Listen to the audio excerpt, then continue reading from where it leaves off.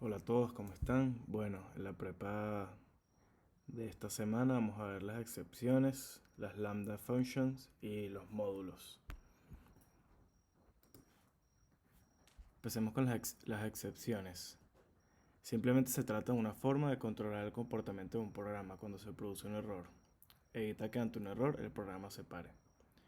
¿Qué quiere decir esto? Si ustedes ya han empezado a codear, se habrán dado cuenta que les han dado muchos errores de este tipo, que básicamente son errores de sintaxis, escribieron mal una función o hicieron una operación inválida, por ejemplo, dividir entre cero. Bueno, todo este tipo de errores, cuando ocurren, el programa se detiene. ¿Y qué pasa? O sea, si nosotros hacemos un programa es para que el programa se siga ejecutando. Un ejemplo claro es si ustedes tienen el sistema de un avión y y hay un error y el programa se detiene, que el avión se cae. No, o sea, no debería pasar eso.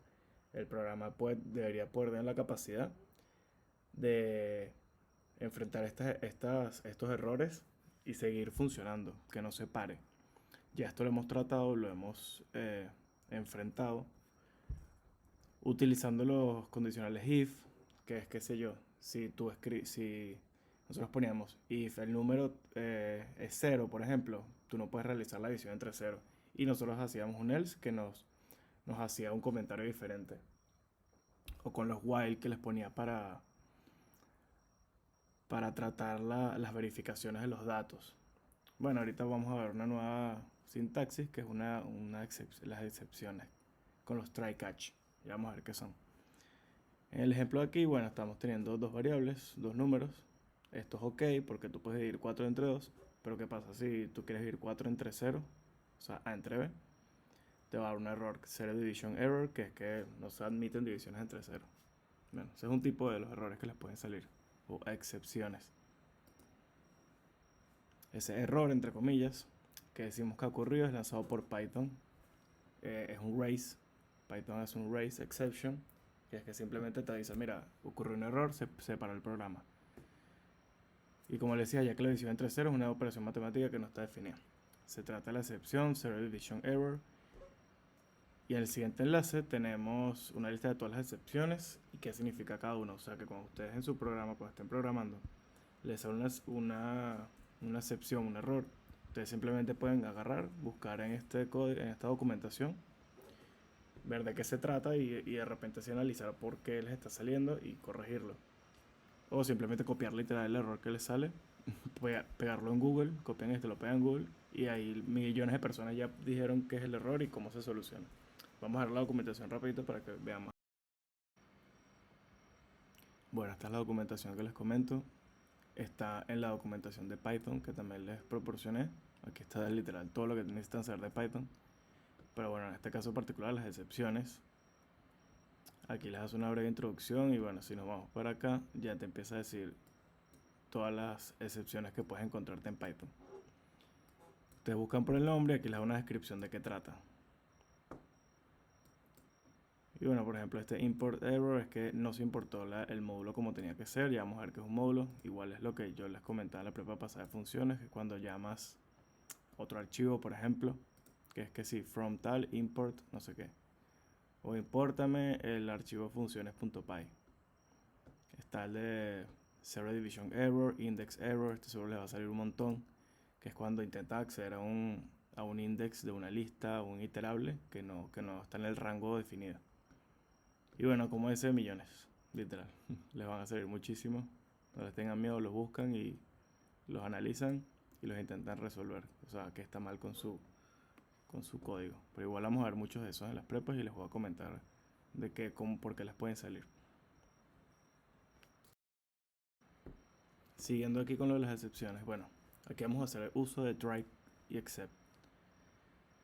El try except es simplemente eh, nuestro código, nuestro programa, va primero a hacer el try, que va a probar hacer algo, un bloque de código. Si llegas a producirse una excepción, él va a venir directamente a esta parte del código. Es como si pusieras un if y un else. Entonces él va a probar esto. Si surge una excepción, entonces haz esto. aquí también podemos tener cualquier bloque de código. Es decir, no sé, aquí por ejemplo puse un print para mostrarnos, mira, no se puede realizar esta edición.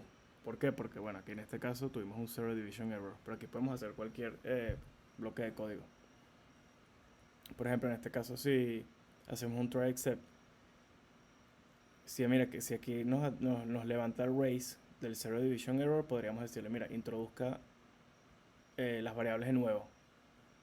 Y le podemos decir, mira, introduzca las variables de nuevo y no se admiten ceros para que el usuario sepa que, mira, metió un cero, trata de nuevo, pero sin cero, para que no se produzca este error. Y bueno, aquí las excepciones que hemos visto antes pueden ser capturadas con el try y manejadas adecuadamente sin que el programa se detenga, importante. Siempre que se nos salga un error o una excepción, el programa se va a detener. Con esto nos estamos evitando que el programa se detenga. Podemos capturar diferentes excepciones con un mismo try except. Es decir, probamos este bloque de código.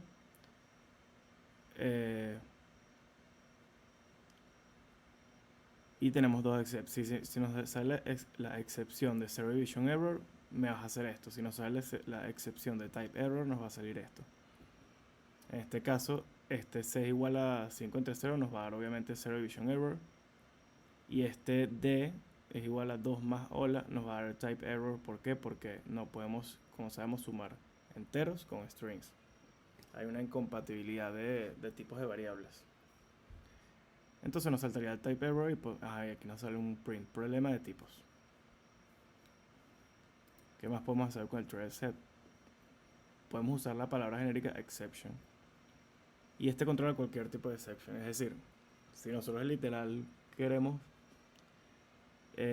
blindar nuestro código con cualquier error que nos pueda producir para que no se pare el programa, podemos poner simplemente un try y el except con el exception. Es decir, él va a capturar cualquier error que se produzca, cualquier excepción, y va a ejecutar este bloque de código que está aquí. Es decir, si no nos interesa en verdad diferenciar entre el zero division error, el type error o cualquier error, podemos usar simplemente este y va a capturar tanto este como todos los demás. En este caso hizo dos para diferenciar en un print. Mira, al usuario no se puede dividir entre ceros, o mira, tuviste un error de tipeo por el problema de tipos de variables que estás utilizando. Pero bueno, casi siempre van a utilizar esto y va a andar más que bien. Y bueno, las lambda functions son literal funciones, tal cual las vimos en la prepa pasada, la de funciones, pero que se definen en una sola línea. Y suelen ejecutar un código pequeño, es decir, no vamos a utilizar una lambda function para hacer una función muy larga. Siempre son así cositas pequeñas para ahorrarnos y que este pedacito de código, que al final las lambda functions son por flojera, porque ustedes podrían simplemente usar una función normal y hacer lo mismo con una lambda function. Pero bueno, aquí hay que darles todas las herramientas. Y la lambda function es básicamente en una línea de código ponen lambda, que es una palabra reservada. Aquí ponen el tipo de parámetro que van a introducir. Miren aquí la comparación, AB, dos puntos, y aquí ponen el return. Literal, el return tiene que ser todo su código. O sea, básicamente esto se traduce en esto. Bueno, si te ahorras una línea de código, lo van a usar alguna que otra vez, pero más típicamente las funciones tal cual. Las lambda functions no tienen nombre, y por lo tanto, salvo que estas sean asignadas a una variable, es totalmente inútil. Para ello debemos asignarle una variable. ¿Qué pasa? Si ustedes se dan cuenta que nuestra función tiene el nombre suma, o sea que nosotros vamos a poder llamar suma cuantas veces queramos y pasar a los parámetros. La lambda no tiene asignado un nombre. La lambda, si la vamos a ejecutar solamente una vez esta función, podemos utilizarla tal cual así. Todo este código que vemos aquí nos va a retornar la suma A y B. Entonces esto básicamente nos va a retornar A más B. Pero si la queremos usar más de una vez, tendríamos que entonces asignarle un nombre, una variable. Entonces, por ejemplo, aquí suma igual a la lambda function, la misma. Y esto va a ser equivalente entonces a hacer esta función así. Y la podemos llamar igualito que una función normal, suma y los parámetros que se le pasan. Generalmente son funciones que se usan una sola vez, como les comentaba, por lo que suelen declarar la función y llamarla en la misma línea de código. Es decir, una manera de llamarla, de pasar a los parámetros, es así. Por lo menos esta lambda function tiene la lambda function entre paréntesis, igualito, los parámetros y el return, después de los dos puntos, y entre dos paréntesis los parámetros que se le va, los argumentos que se le van a pasar, los parámetros. Y ya, y esto les va a literal hacer esta función con estos parámetros, argumentos, y se los va a devolver. Esto lo pueden usar, por ejemplo, no sé, dentro de un bloque de código para hacer llamar una función cortica de una vez pasando de los parámetros sin tener que definirla, llamarla y pasar a los parámetros. Como que lo puedes hacer en una sola línea de código y te ahorras un poquito de línea. Los módulos, bueno, los módulos es lo que les comentaba también en la prepa de funciones, que les comentaba cómo hacer, que les comentaba que íbamos a tener las funciones en otra carpeta, en otro archivo. ¿Por qué? Porque así nuestro código es más legible. Y es una buena práctica que en nuestro archivo principal, que generalmente se llama main.py, simplemente tengamos lo más básico del código, es decir, las llamadas a las funciones y de la estructura general del código, pero todas las funciones las vamos a tener en otro archivo o en varios archivos. Podemos tener distintos archivos para distintas funciones o para organizarnos mejor nuestro programa. Entonces un módulo o un module en Python es un fichero .py, o sea, con la extensión py de Python, que alberga un conjunto de funciones, variables o clases y que puede ser usado por otros módulos. Es decir, esto es un módulo, esto es otro módulo. Yo puedo usar este módulo dentro de el main o puedo usar literal main dentro de function también. ¿Y cómo lo importamos? Con el import function, es decir, todo lo que tenemos en este archivo lo vamos a poder usar en el main.py. ¿Cómo? Haciendo el import de este módulo a través de import function. Function o el nombre del archivo, en este caso es function. Esto es lo mismo si se dan cuenta que los que yo les decía, las librerías integradas de Python. Por lo menos el random. Bueno, random es básicamente eso, un archivo que creó un programador y que bueno, fue avalado por Python y fue integrado en Python, pero bueno, es básicamente un archivo en el que él puso muchas funciones y tú puedes acceder a ellas importándolo. Entonces tú accedes literal a las funciones de random importando ese archivo y las puedes usar en tu archivo. Entonces nos permite reutilizar el código y organizarlo mejor en namespaces. Por ejemplo, podemos definir un módulo de funciones.py con dos funciones, suma y resta. O sea, en vez de tenerla como vimos en la prepa de funciones en main, las ponemos en otro archivo distinto para que no contamine nuestro código visualmente. Y simplemente lo importamos y lo utilizamos tal cual como hacíamos en la prepa pasada. Entonces en este caso estamos importando de functions.py. Y aquí lo peculiar es que en vez de llamar a la función solo, por ejemplo, suma y los dos parámetros, tenemos que primero poner el nombre del archivo o del fichero, punto y el nombre de la función y lo pasamos a los parámetros. Si se acuerdan con el random, nosotros importábamos la librería random, que es básicamente un archivo de funciones, y nosotros poníamos random.randint. Entonces, ¿qué era random? Random era el fichero, el nombre del fichero. Punto para llamar a una de las funciones y poníamos randint, que era una función dentro de ese fichero, que nos daba, si se recuerdan, un número aleatorio desde un número hasta otro. Entonces aquí pasa lo mismo. Entonces llamamos nombre del fichero, punto, nombre de la función que queramos llamar, y aquí le pasamos literal la función tal cual como era antes, o sea, los parámetros, los argumentos. Un módulo o módulo en Python es un fichero.py que alberga, bueno, esto es lo mismo. Aquí estamos viendo la definición de cómo tenemos las funciones aquí en nuestro archivo functions.py. Y es básicamente lo mismo, definimos la función tal, pero la llamamos de esta manera. Entonces aquí podemos tener un archivo con muchas funciones, no contaminamos nuestro main, que debería tener solo lo esencial de nuestro código. Y entonces se ve mejor visualmente, tenemos menos líneas de código, reutilizamos código igual.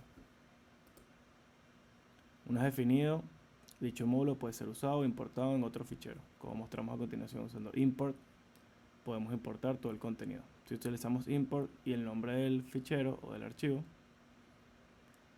simplemente importamos todas las funciones que tengamos ahí. Podemos importar funciones específicas, pero bueno, más fácil es literal importar todo el archivo y ya.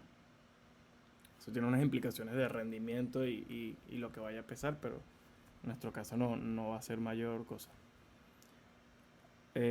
Datos. Ustedes van a tener un archivo, una carpeta, perdón. Y dentro de esa carpeta traten de tener todos los archivos que vayan a usar. El main, el function y todos los que quieran. ¿Por qué? Porque este import se hace más fácil. Si ustedes tienen carpetas distintas, los ficheros, van a tener que poner aquí la dirección del fichero que quieren importar. Y bueno, es más engorroso. Entonces traten de en una sola carpeta tener todos los archivos. Entonces combinando los nombres con as, cambiando. Si ustedes ponen function, de repente cuando quieran llamarla las funciones, o sea, de repente es un pelín más fastidioso escribir function.soma o cualquier función cada vez que la quieran llamar. Entonces podemos renombrarla con lo que nosotros queramos o con algo más significativo. Entonces en este caso podemos renombrar con import function as para renombrar y el nuevo nombre de ese fichero que como vamos a llamar a las funciones en este archivo. Entonces, por ejemplo, aquí lo renombramos con f para que sea mucho más cómodo y fácil. Entonces f punto igualito va a ser la función de decir function. Y ya, ahorita vamos al código para que veamos todo. Bueno, como les comentaba, aquí vamos a empezar de igual manera con las excepciones. Resumiendo, las excepciones se trata de una forma de controlar el comportamiento del programa cuando se producía una excepción, un error.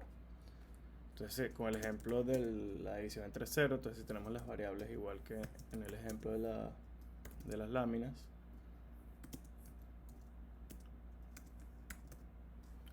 si imprimimos esto, o sea, si ejecutamos el código, no va a pasar nada, pero bueno, o sea, se ejecutó con éxito.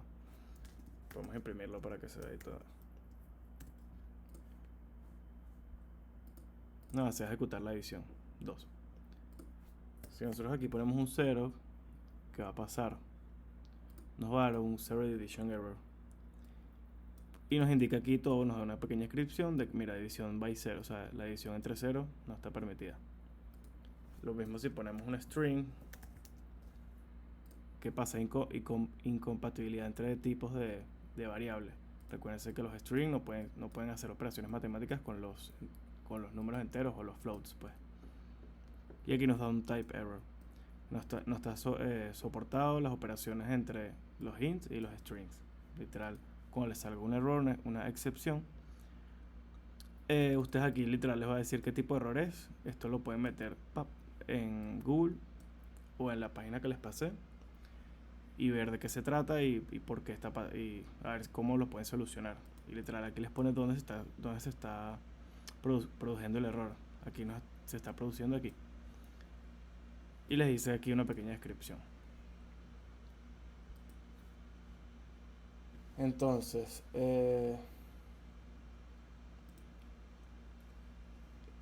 ¿qué más puede pasar?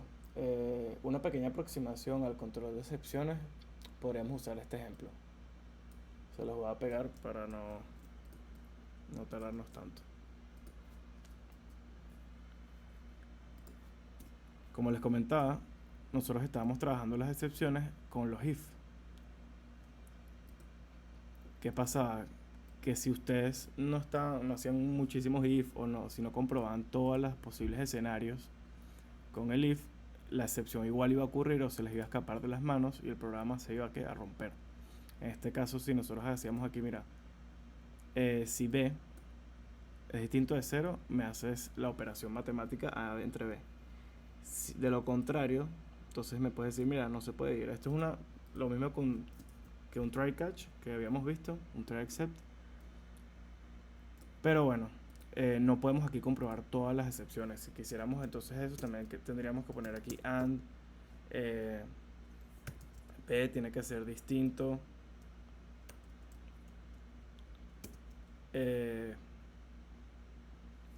de type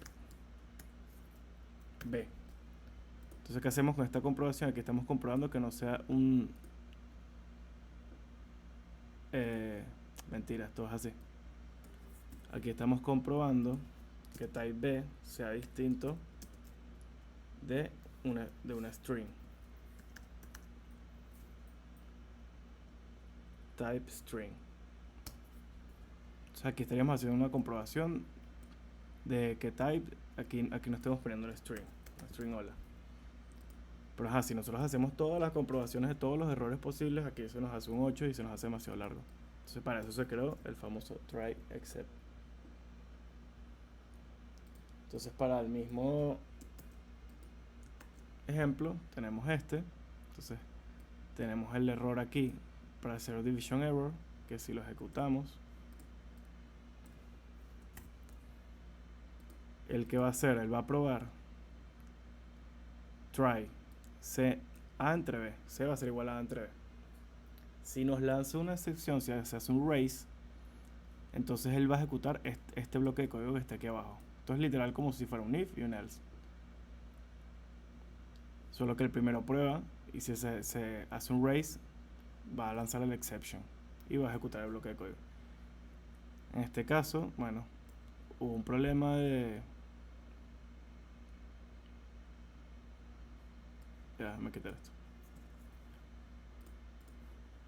Ajá. Aquí se lanzó el raise exception, el del zero division error, y nos va a hacer este print. Fino. Aquí se hizo el print y no se paró, y no, el programa no se rompió. Ven que no nos salió un error de así, pues. Sino que se hizo este print y ya. Y si nosotros aquí pusiéramos otra cosa, esperamos volver a pedir C, qué sé yo, con un input, para que el programa siga corriendo y podamos seguir pidiendo datos o lo que sea. Lo importante es que el programa no se rompe. Pero bueno, ¿qué pasa si aquí ponemos un string? Sabemos que tenemos el type error, que es súper común. Ya, tenemos el type error, que es súper común. ¿Qué va a pasar aquí? Epa, mira, aquí sí hubo un error. Pero ¿por qué si nosotros ya pusimos aquí el try except? Bueno, porque aquí nada más estamos contando que nos haga este bloque de código si se hace raise de esta sección del zero division error. Pero ¿qué pasa? Aquí estamos teniendo un type error, no un zero division error. ¿Qué podemos hacer? Podemos hacer varias excepciones para que él vaya probando. Si se levanta cada una de ellas, entonces él va a ejecutar el código, el bloque de código correspondiente. Entonces aquí podemos hacer dos. Type malo. Y bueno, en este caso, como tenemos un string con un int, en vez de saltar esta excepción y ejecutar este bloque de código, salta esta y ejecuta este bloque de código. Otra cosa que podemos hacer, en vez de hacer un except por cada error que tengamos, un poco más fácil, porque esto literal sería como hacer los if y hacer todas las comprobaciones nosotros, podemos hacer el exception. No es así.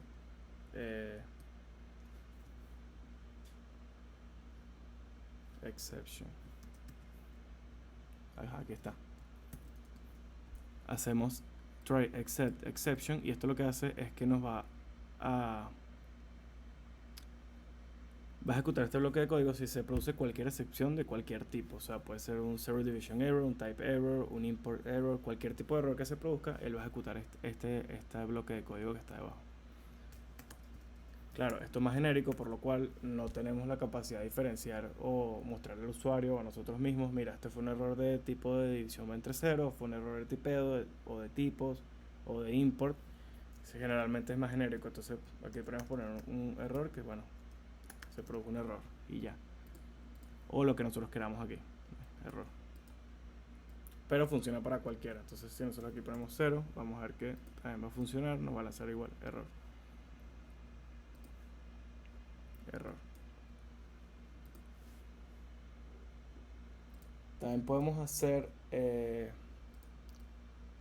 si queremos, nosotros tenemos los distintos excepts para diferenciar entre, por ejemplo, el type error.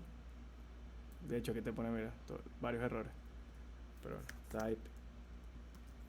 type error y el zero division error, por ejemplo. En vez de hacerlo así en dos bloques como habíamos dicho, podemos hacerlo también en una sola línea de código.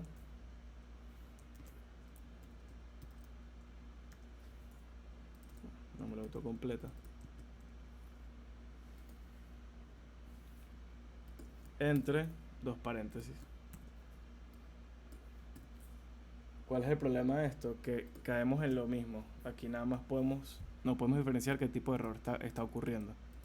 Entonces aquí, bueno, podríamos diferenciar por lo menos entre los tipos de errores que nosotros le indiquemos. Ya no son todos los errores, sino los que le indiquemos. Entonces aquí podríamos decir un poquito más específico, pero no tan específico como poner varios excepts. Podríamos decir, es una división entre 0 o un type error. Y bueno, ahí ya por lo menos sabemos si es uno de estos dos tipos de los que introdujimos aquí.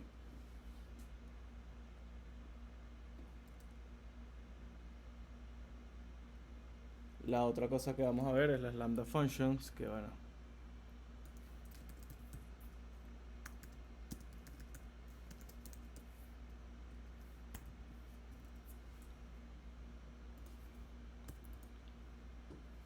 como les decía, si tenemos por ejemplo una función facilita, que es la suma de dos números, a, b,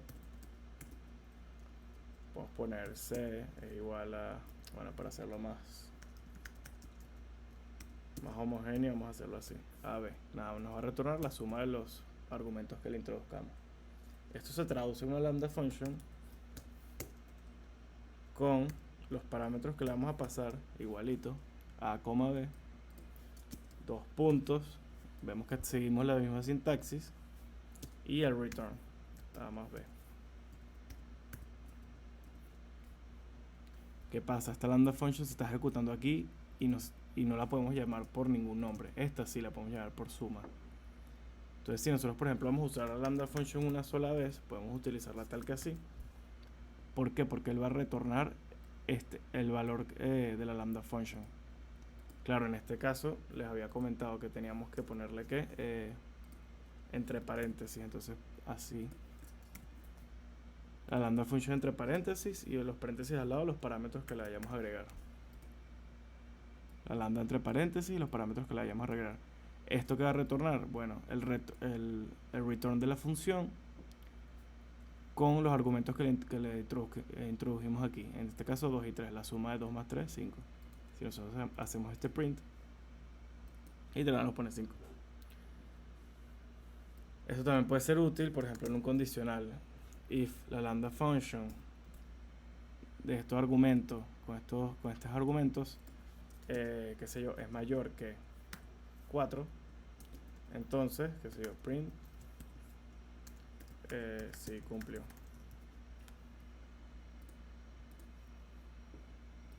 Y ven que si sirvió, pues aquí nos está retornando un número que es el 5 y 5 es mayor que 4, entonces esto es true y se ejecuta este if.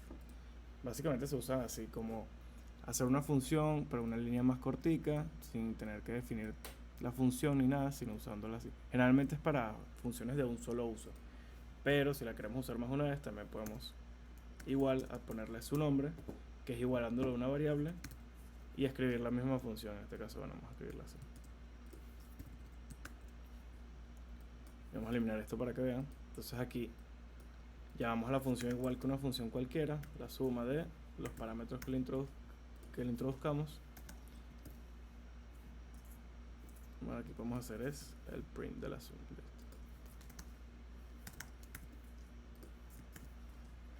Y si imprimimos esto, bueno, que nos va a dar 8. 6 más 2, 8.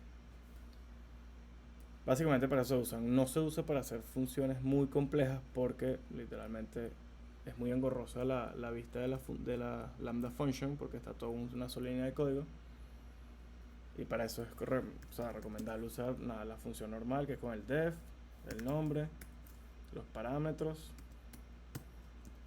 el bloque de código. Siempre le pones el bloque de código y el return.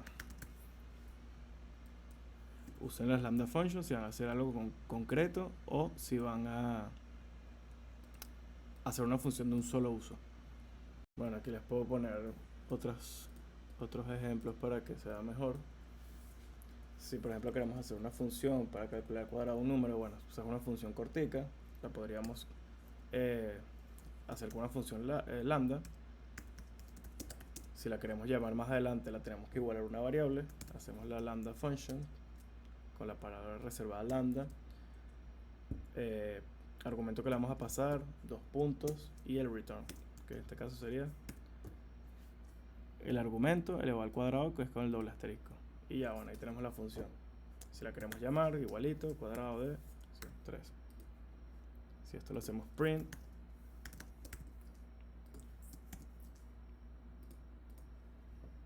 nos da 9, que es 3 a la 2. Mientras que la función tradicional, bueno, serían unas pocas líneas de código más, que tampoco es la gran cosa.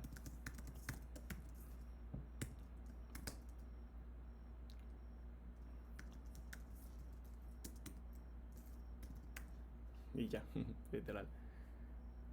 Entonces, bueno, esto equivale literal a esto. Ven que tampoco la diferencia es mucha. Si solo trabajáramos con la función una vez, bueno, esto es una línea de código, estos son 2, o bueno, de repente 3, 4. Y aquí es una sola. Nos estamos ahorrando unas pocas líneas de código. Bueno, la usan, ya saben, cuando tengan funciones muy simples y que sobre todo que vayan a usar una o muy pocas veces. Si no, mucho mejor que definan la función tal cual y ya. Una lambda function que de repente podría ser un poquito más compleja para que no vean tampoco que tiene que ser tan fácil. Si ponemos, no sé, una variable cualquiera, la igualamos a, entonces hacemos la lambda function. El parámetro que le vamos a introducir es x. Y podemos poner, mira, retórname true si x al cuadrado, que va en minúscula, si x al cuadrado es, qué sé yo, mayor o igual a 10, else retórname false. Entonces están viendo que también podemos usar condicionales. Podemos utilizar un if, un else, y lo mismo con, con los returns. Aquí nos va a retornar o true o false. Eso se traduciría a una función de este tipo. Definite func x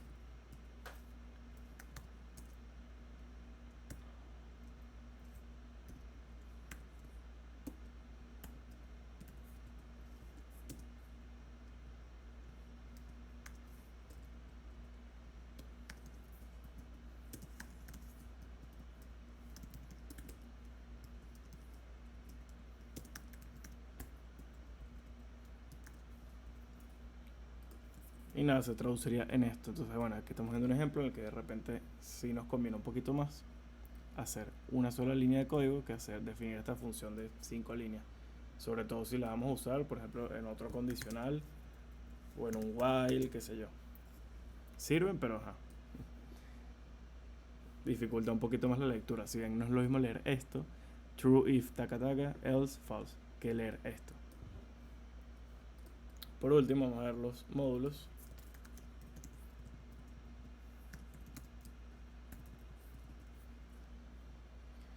Los módulos en Python concretamente. Y nada, como les decía que un módulo es un fichero que tiene la extensión .py y que alberga un conjunto de funciones. Bueno, para que se entienda mejor, vamos a hacerlo literal desde cero, para que vean cómo vamos a trabajar con las funciones y los distintos ficheros y los imports. Entonces, bueno, generalmente vamos a tener un archivo main. Aquí tenemos una carpeta. Esta carpeta se llama semana 5. Dentro de esa carpeta vamos a tener los distintos ficheros.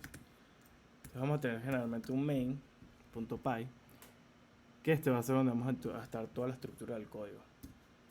Usualmente se crea otro fichero que va a tener las funciones. Pueden crear, por ejemplo, distintos ficheros para distintos tipos de funciones. Por ejemplo, podemos tener las funciones para una parte del programa, las funciones para otro, y así modularizamos nuestro código. Es más limpio, es más fácil de leer, de interpretar, de que otra persona entienda nuestro código, porque no es lo mismo buscar una función en 800 líneas de código que, mira, estoy buscando una función, una función aritmética. Entonces tenemos un fichero que se llama funciones aritméticas y bueno, tú te das a ese fichero buscas y bueno, mucho más rápido y más fácil. Entonces aquí tenemos nuestros dos ficheros.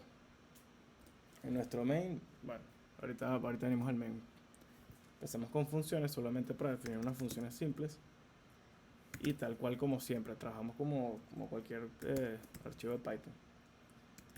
Porque es un archivo cualquiera de Python. Por ejemplo, vamos a tener una de suma.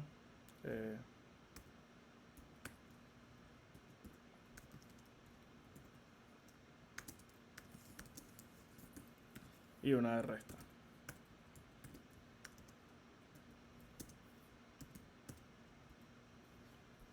Entonces, ¿qué pasa? Aquí guardamos. Control S para guardar. Cuando se guarda, se quita el puntico que está aquí. Aquí tenemos dos funciones super X. Las tenemos en nuestro archivito funciones. ¿Qué pasa? Para usarlos en nuestro archivo main o en cualquier otro archivo, porque nosotros podemos usar de un archivo a otro. Por ejemplo, podemos tener funciones 2 o lo que sea. Y podemos usar las funciones del archivo 2 en las funciones 1, o las funciones 1 del archivo 2, o las del main aquí. Literal, pueden importar, es como si el programa literal agarrara, copiara esto y te lo pegara aquí, solo que tú no lo ves y lo puedes usar de ese modo. Entonces, para importar estas funciones tenemos que usar el import. Siempre los imports van al principio del programa, en las primeras líneas de código, es lo primero que se escribe. O no lo primero que tiene que escribir, pero lo que tiene que ir primero, literal en las primeras líneas. Import, entonces funciones. Listo, importamos ya todas nuestras funciones. Todas estas las estamos importando, es como si las tuviéramos en este archivo. No, pónmelas aquí. Y bueno, aquí entonces podemos acceder, por ejemplo, a las funciones que tenemos en el otro fichero. Suma.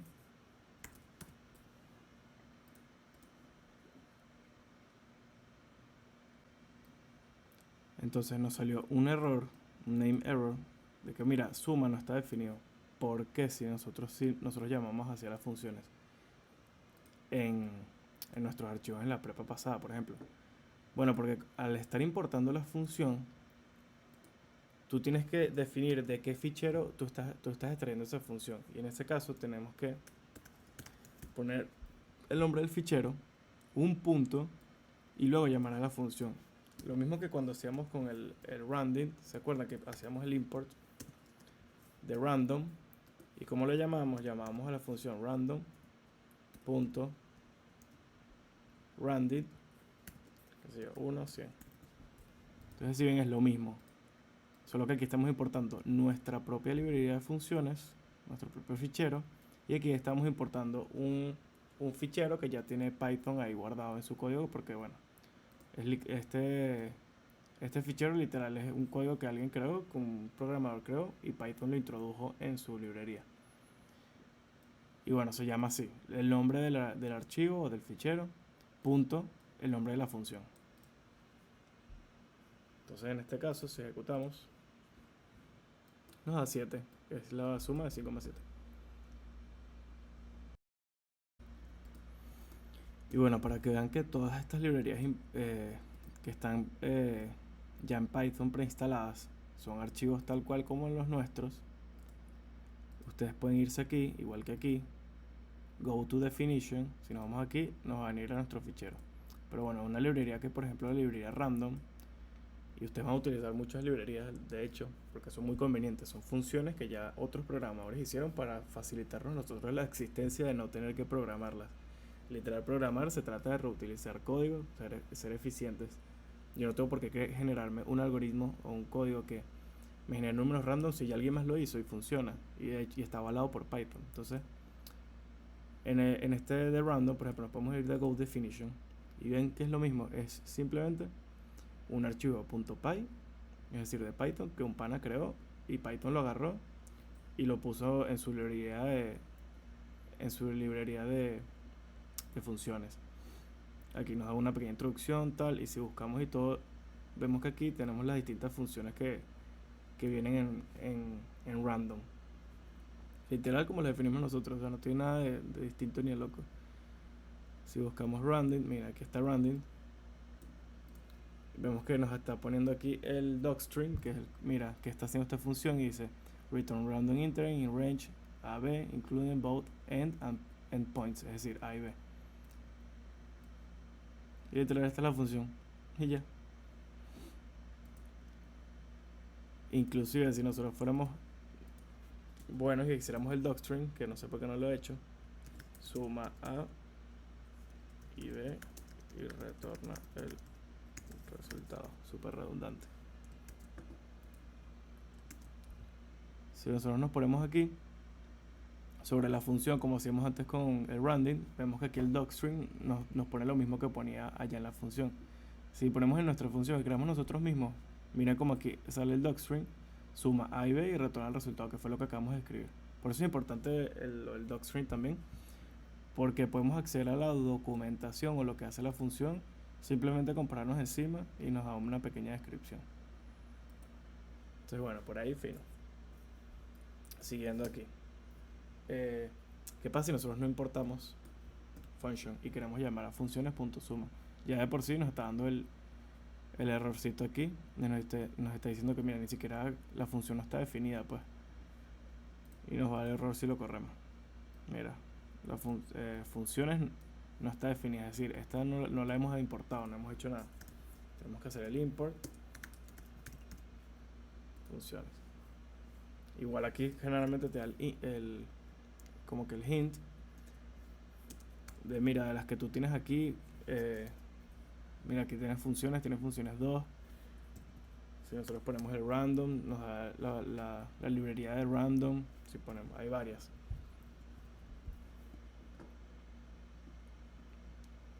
Hay otra cosa que podemos hacer, que también podemos poner, hacer, como les decía, esta sintaxis, que from funciones, es decir, from el fichero funciones, impórtame la función suma. Le podemos también decir que nos ponga la resta, pero bueno, si solo queremos una, no queremos todas, porque como vemos aquí, mira, random tiene millones y millones.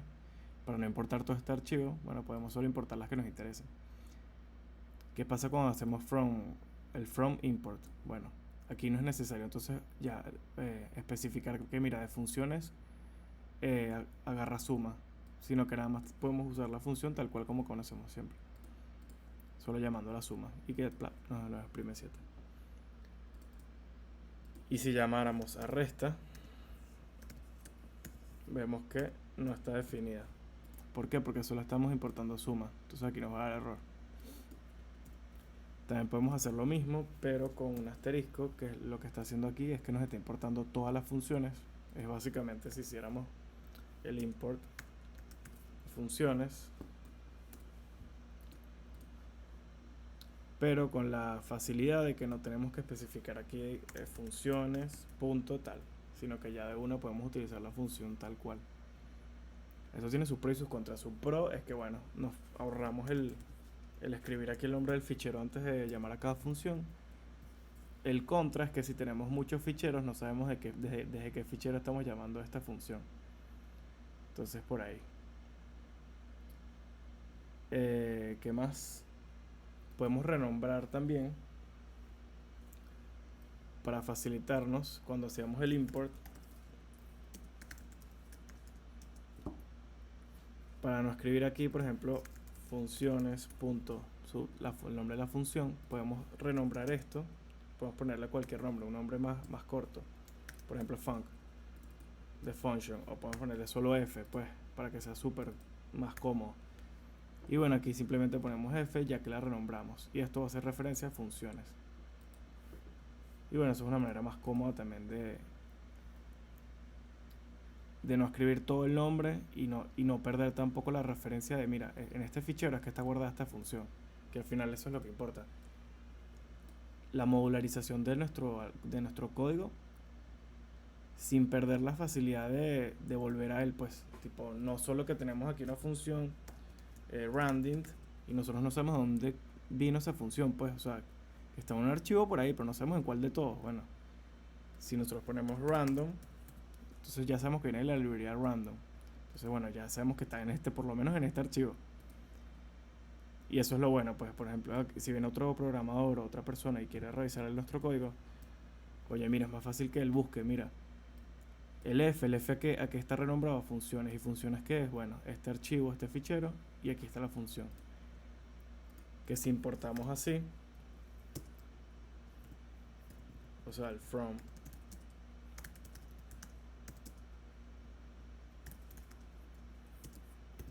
que aquí la podemos llamar tal cual suma.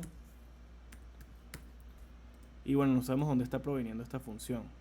Pero bueno, lo pueden hacer de las dos maneras. La verdad es que es súper indiferente. Pero bueno, yo siento que así es un poquito más descriptivo y le da un poco más de facilidad visual al código. Solo que bueno, es un poquito más tedioso porque tienen que estar pendiente de llamar al archivo y ponerle el punto y llamar a la función.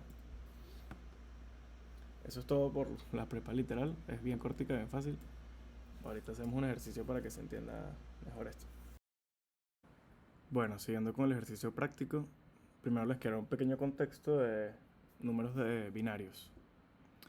Básicamente un número binario es un número que tiene dos opciones, 0 o 1, mientras que un decimal tiene 10 opciones, del 0 hasta el 9. Entonces por eso se le llama los números binarios en base a 2, porque tienen dos opciones, 0 o 1, y los decimales en base a 10, porque tienen 10 opciones, del 0 al 9.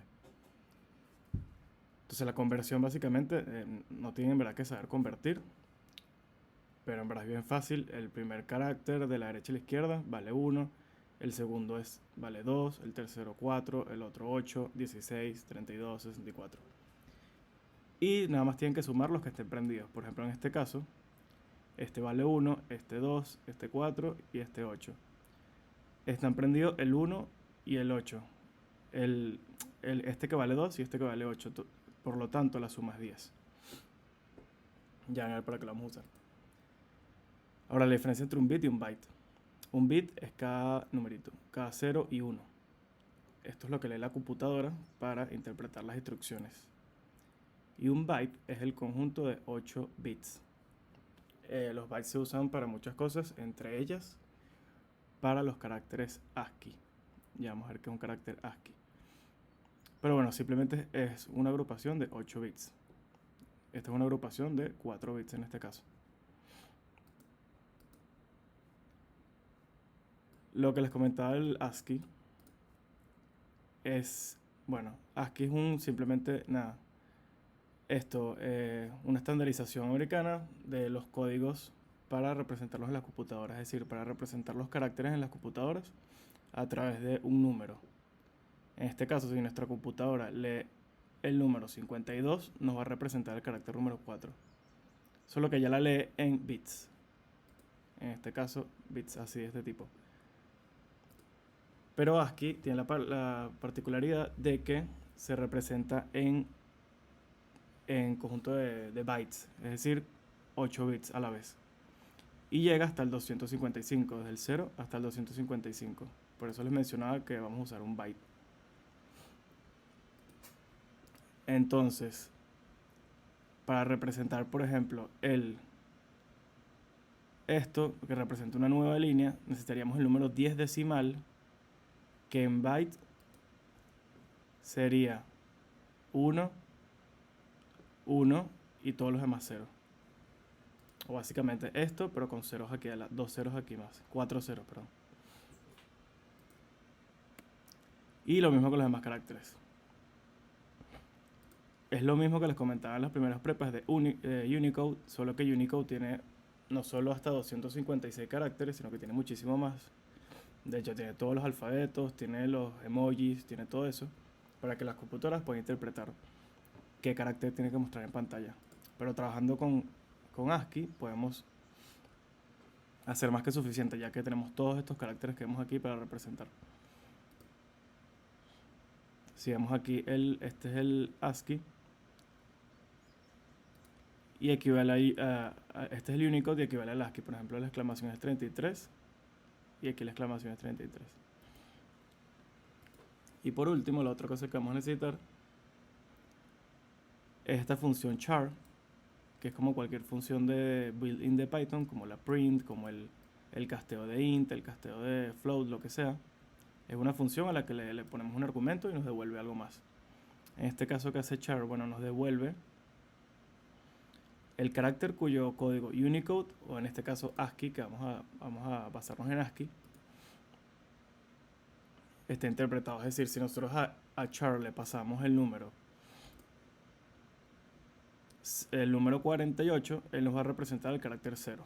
O si le pasamos el número 65, nos va a representar el carácter A mayúscula. Por último, antes de hacer el ejercicio, quiero que vean la función int. Se recuerdan que la función int era una función de casteo.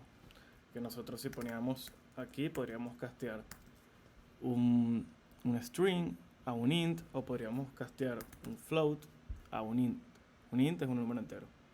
¿Qué pasa? Si nos ponemos aquí encima de la función, vemos cuál es la sintaxis. Y esta es la sintaxis, los que les comentaba.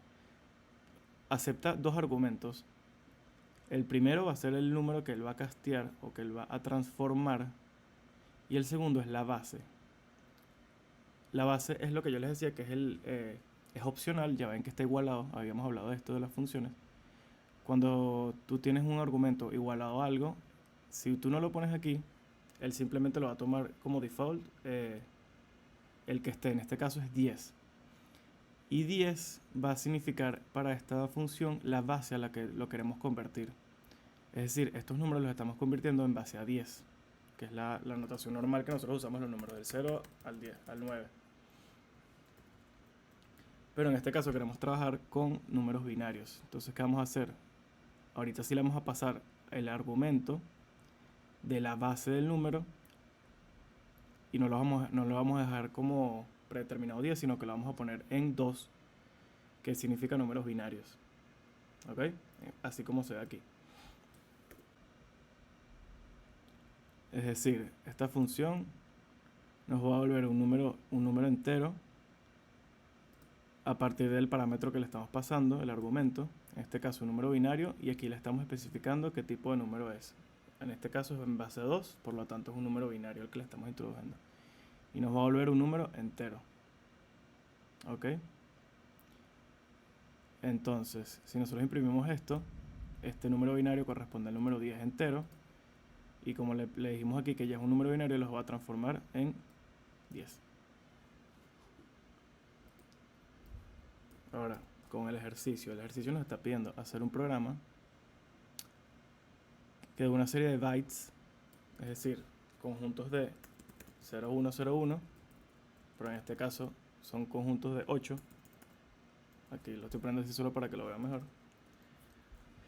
De una serie de bytes, es decir, vamos a tener más de uno, haga la traducción a caracteres ASCII.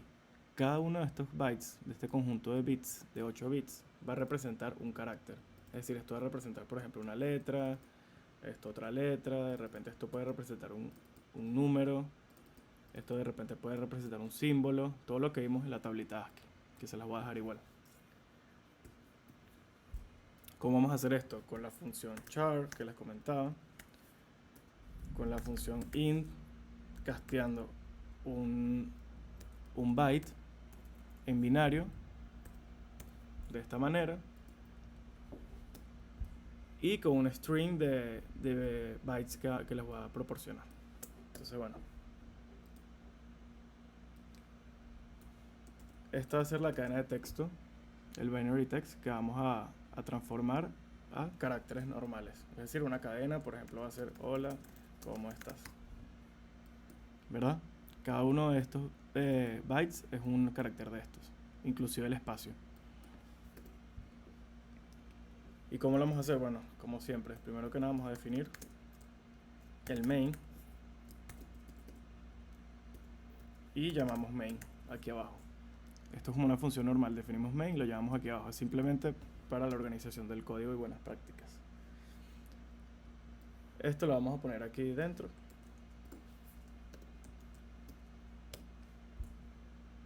Y bueno, ¿qué necesitamos hacer primero aquí? Necesitamos primero eliminar estos espacios. Aquí se los estoy proporcionando con espacios para que se entienda más cómo es el byte, pero bueno, queremos eliminarlo. Es decir, queremos obtener cada uno de estos bytes por separados. ¿Cómo podemos hacer eso? Bueno, hay una función que es .split, que si nos paramos aquí, .split lo que hace es que agarra un string, en este caso binary text,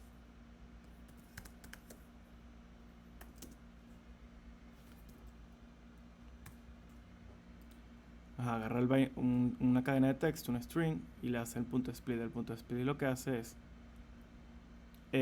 separar. Mira lo que hace.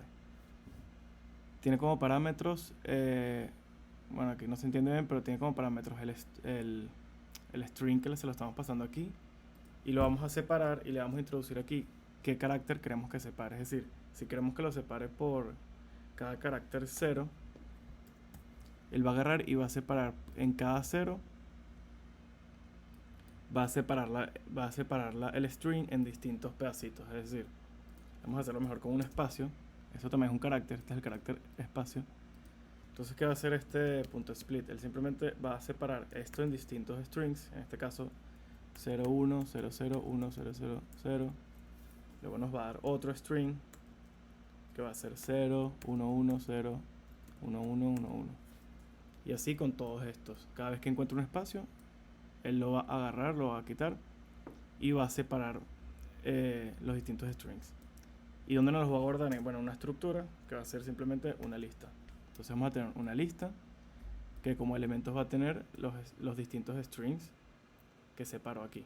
Entonces, para que se vea fácil, hacemos este print. Y aquí el .split, aquí literal nos dice que nos devuelve una lista de strings.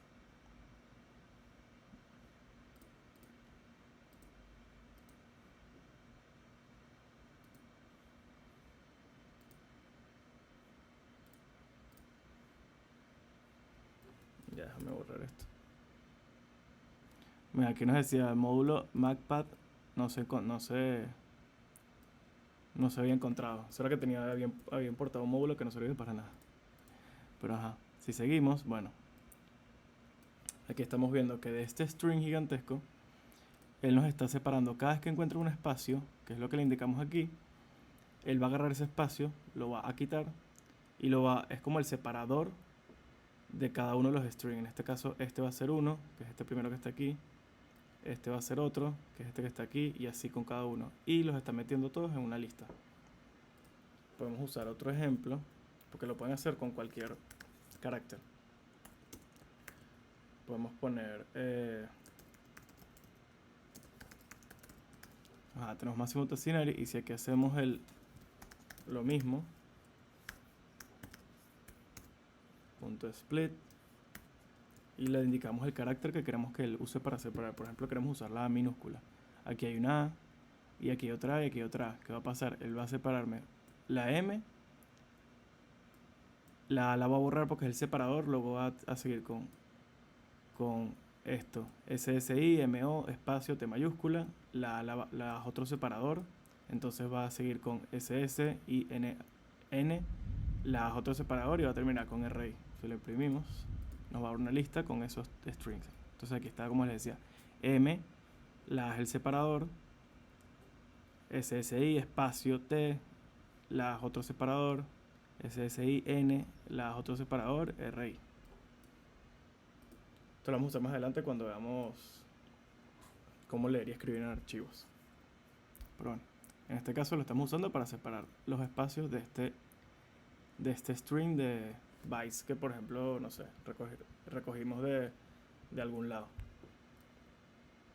Bueno, ya sabemos cómo separar, pero no lo queremos hacer aquí, lo queremos hacer en las funciones, ¿verdad? Que les dije que tiene que ser modular. Primero que nada hacemos el import de funciones. Y aquí vamos a definir la primera función que va a ser como que eliminar el espacio o separar los distintos bytes, pero vamos a poner delete space. ¿Y qué le vamos a introducir aquí? Bueno, un texto. Podemos poner text como representativo, pero para que para tener más coherencia, vamos a poner binary text. Para que nuestro usuario, cuando vea nuestra función, o el que, si yo lo corrijo o lo que sea, sepa, bueno, mira, aquí le tenemos que introducir un binary text. O sea, ya está representativamente aquí qué tipo de dato estamos esperando aquí. Un texto binario. ¿Por qué? Porque aquí dentro, bueno, vamos a hacer la función que nos indique, que nos transforme. Entonces, ¿qué nos va a devolver esta función? Bueno, queremos que nos devuelva una lista. Y simplemente vamos a hacer un return de binary text punto split con un espacio. Entonces esta función, cuando la llamemos, la introducimos aquí un string y nos va a volver el strings y los espacios. Bueno, aquí para ser más generales podemos poner simplemente text, porque la verdad es que aquí podríamos poner cualquier cosa. Podríamos ponerlo de Máximo Tassinari y él igual nos va a volver el mismo, nos va a volver esta lista. Entonces, bueno,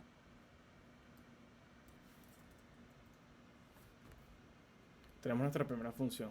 Si la llamamos aquí, ¿cómo la llamamos? Funciones punto del space.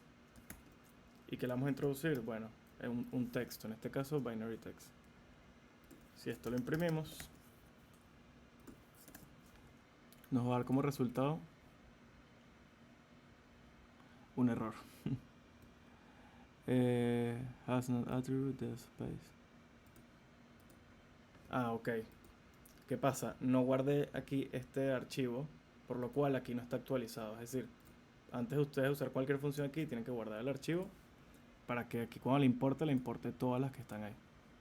Y ahorita si no los imprimió. Lo mismo que aquí arriba. Es decir, agarró esta string, le quitó todos los espacios y los separó en cada uno de los strings. Y los puso en una lista. Ok, tenemos la primera. Entonces, ahorita ¿qué hacemos con esta lista? Con esta lista de strings. Bueno, lo que queremos es agarrar y transformar cada uno de estos números binarios, estos bytes, en un carácter.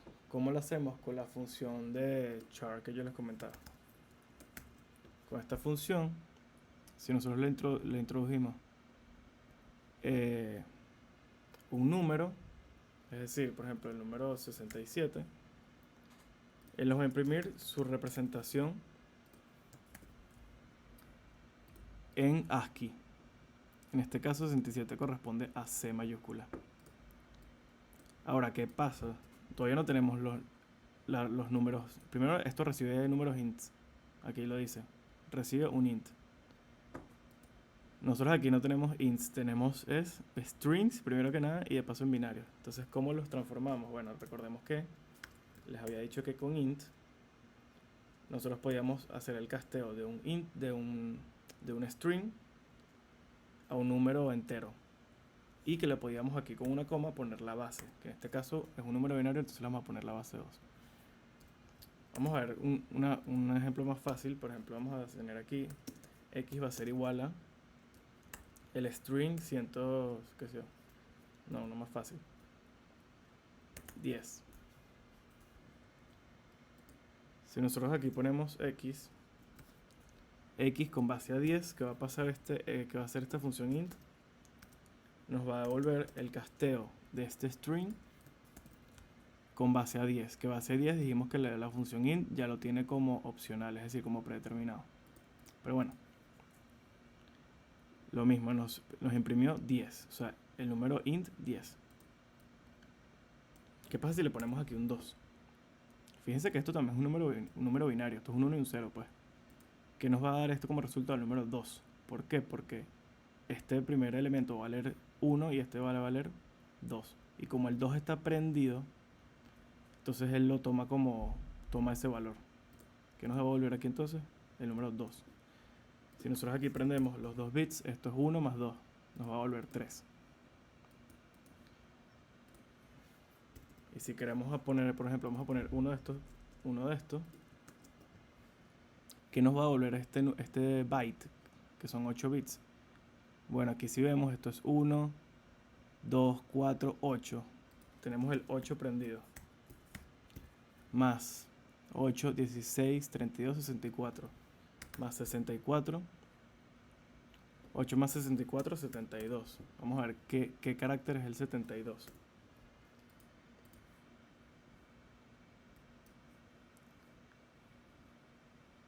Ah, no, ya va. Okay.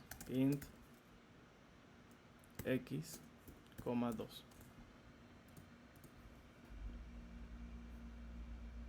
Okay. Print del número del entero que nos proporcione transformar esto a un número entero y en binario.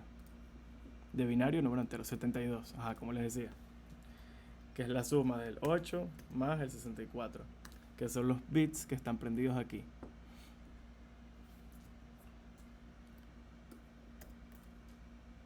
Entonces, que ahorita tenemos que hacer transformar cada uno de estos a números enteros para, entonces ahorita aquí lo podemos meter en este char.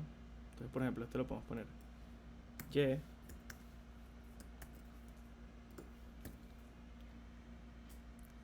Y aquí en vez de pasarle el número, le pasamos y, que va a ser la representación. Que va a ser el número entero que nos dio para castear este binario. Entonces aquí tenemos que esto va a equivaler a h. Pero entonces tenemos que hacerlo con cada uno de estos. No vamos a hacer este proceso 50.000 veces, ni copiándolo, porque queremos que si nosotros cambiamos este texto, bueno, que lo podamos hacer de una. No manualmente, sino que el programa se encarga. Que aquí nosotros podemos introducir cualquier texto en binario y él nos haga la traducción. Entonces, bueno, aquí tenemos la idea. Ya tenemos entonces para pasarlo a una lista, que vamos a llamar la lista bytes, por ejemplo. Sabemos que esto nos va a volver bytes. ¿Qué más podemos hacer? Podemos también renombrar esto, como les había dicho, as f. Entonces aquí podemos ahorrarnos un tiempito en escribir funciones, punto, tal, sino simplemente f. En este caso no se aprecia porque nada más lo usamos pocas veces, pero cuando van a hacer un programa largo y lo usan las funciones muchas veces, bueno, es más cómodo. Entonces, ¿qué vamos a hacer ahorita? Vamos a pasar el byte to charge. Vamos a definir otra función.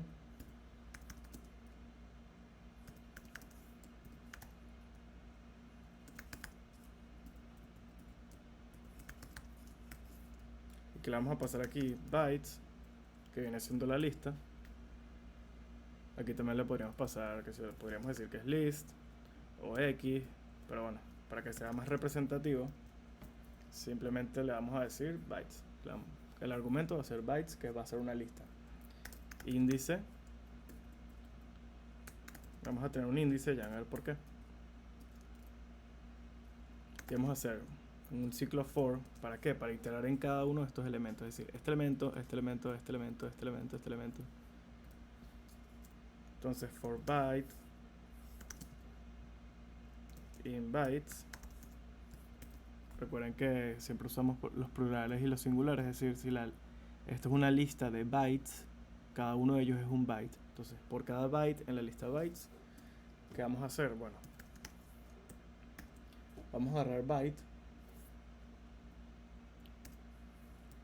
la lista bytes, en el índice,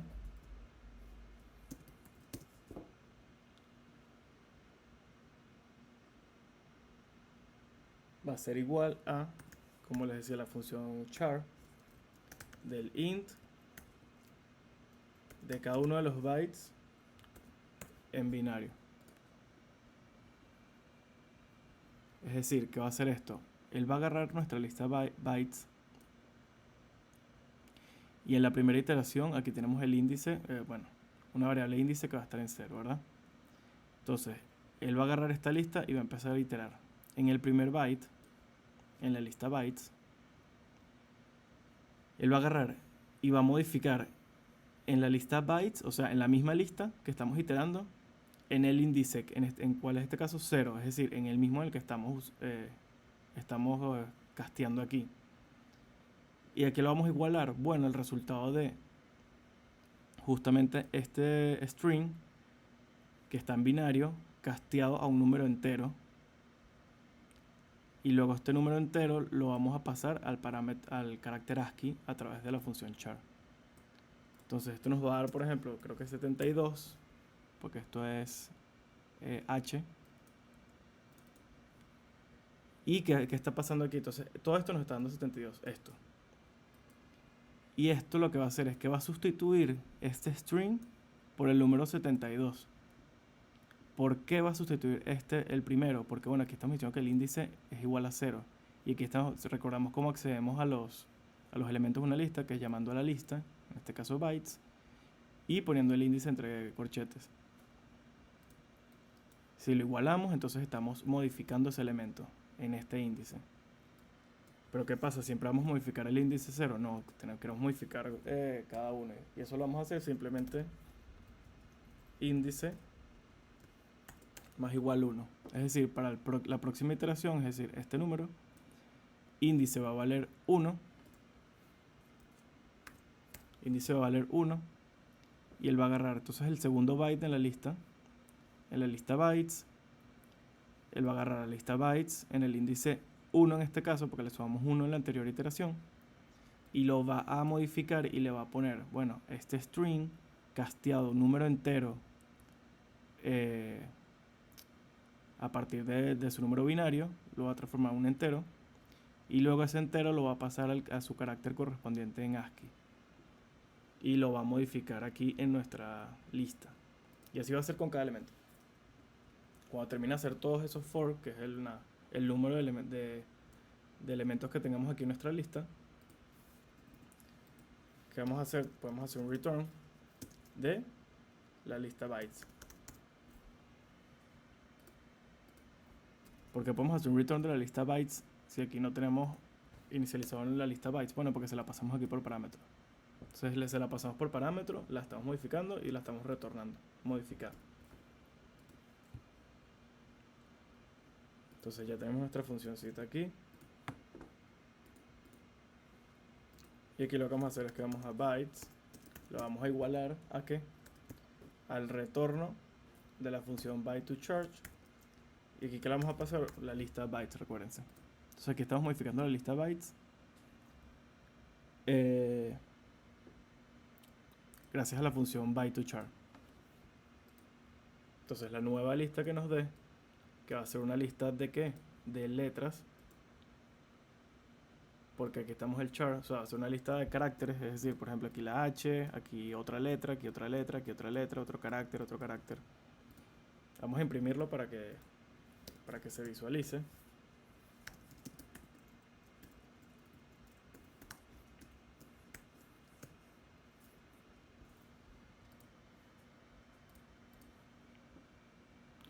Nos imprimió entonces una lista de caracteres, que eran las equivalencias de los caracteres de cada uno de estos bytes. Entonces, hola, unimetanos, signo de exclamación. Pero ahora, ¿qué pasa? No vamos a imprimir esto así, una lista, sino que queremos, bueno, que nos imprima un string, pues una cadena de texto. Y bueno, podemos hacer una última función, que sea la función, qué sé yo, print text. Le vamos a pasar una lista, que va a ser la lista bytes. Inicializamos un text vacío, que va a ser el que vamos a llenar. Y entonces vamos a iterar sobre la lista. En este caso esta, y vamos a hacer, mira, que el primer elemento agrégamelo a esta cadena, el segundo agrégamelo, el tercero, el cuarto, el quinto, el sexto. ¿Cómo hacíamos eso? Con la concatenación de caracteres. ¿Que cómo se hacía? Bueno, simplemente más igual x. ¿Qué va a hacer esto? Él va a agarrar y va a agregar este carácter, este string, lo va a agregar a la cadena de texto, luego va a agregar la O, luego la L, luego la A, luego el espacio, y ya, con la concatenación de strings.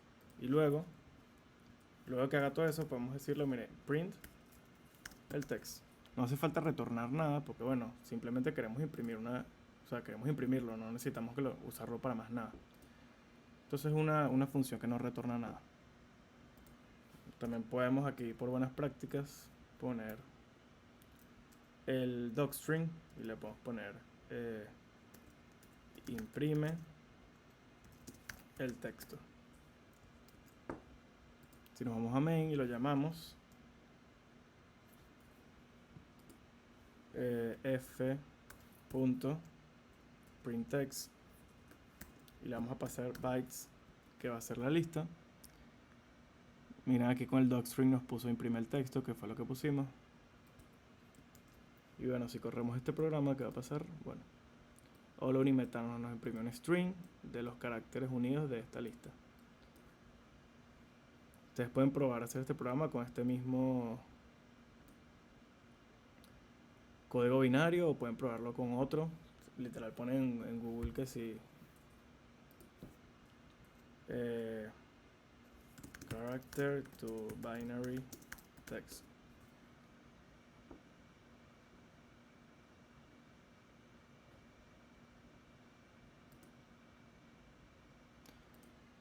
Por ejemplo, aquí agarra un texto y lo transforma en binario. Entonces aquí ponemos mi metano. Le van a convertir, les va a dar aquí, tal cual como se los puse en la prema, una serie de bytes. Y ya. Si se ven aquí, mira el tipo de encoding que le llaman ellos, el que lo va a transformar. Eso es lo que está agarrando, es que ¿qué va a agarrar aquí? O sea, qué valor de h va a agarrar y lo va para transformarlo en binario. Aquí está usando ASCII, que es el que les mostré aquí. O sea, le está agarrando ahí. La h la está transformando en el 72, pero en binario. Aquí tenemos ASCII, Unicode, ASCII o UTF-8, que es Unicode, pero con 8 bits, es decir, un byte. Y hay otros más ahí que en verdad no nos importan. Hay millones, mira. Pero los más populares son ASCII y Unicode, que tienen los primeros números, los primeros caracteres equivalentes. Por eso se los mostré los dos. Y aquí pueden poner cualquier otra cosa, que sea.